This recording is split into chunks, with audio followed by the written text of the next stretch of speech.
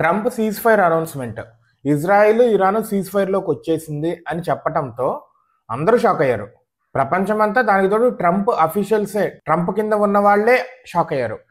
అందరూ ఏంటి ట్రంప్కి పిచ్చి కింద, ఏంటి మెంటలోడా, వీడికి ఏంటి అసలు అటాక్ చేశాడు, తర్వాత వెంటనే సీజ్ ఫైర్ అన్నాడు. అటుపక్క అమెరికా బేస్లు ఖతర్లో ఉన్న వాటిని, సిరియాలో ఉన్న వాటిని అన్నింటినీ, ఎయిర్ప్లేన్స్ని పాడు చేసిన తర్వాత ఇప్పుడు సీజ్ ఫైర్ అని అనౌన్స్ చేశాడు ఏంటా అని అందరూ అనుకుంటున్నారు. మళ్ళీ ఇంకా అందరూ ఏమనుకుంటున్నారంటే నోబెల్ పీస్ ప్రైజ్ కోసం మళ్ళీ ఇదేమన్నా గిమ్మిక్కా ఏంటి అని చెప్పి అనుకుంటున్నారు. అయితే నేను అనుకుంటాం దీనికి ఒక రీజన్ అయితే ఉంది పక్కాగా. వాళ్ళు అనుకున్నది ఒకటి, ఏంటి వాళ్ళ గోల్ ఏంటి, to destroy nuclear sites in Iran. అది డెస్ట్రాయ్ చేసేసారు. ఇప్పటికి ఏదైతే ఏంటి, నాకు తెలిసి ఇరాన్తో కూడా మాట్లాడుకొని ఉంటారు, నువ్వు నా వాటిని పేల్చి నేనేం చేయను, తర్వాత సీజ్ ఫైర్ చేస్తానని. ఇరాన్ ఫారెన్ మినిస్టర్ ఏమో సయ్యద్ అబ్బాస్ ఎటువంటి సీజ్ ఫైర్ జరగలేదు, నెగోషియేషన్ అని చెప్పి అంటానే ఉన్నారు.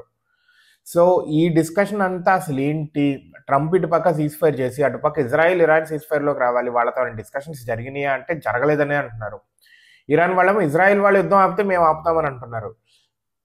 ఈ మొత్తానికి ఒక తెర ఎప్పుడు పడుతుందో తెలియటం లేదు, చూడాలి.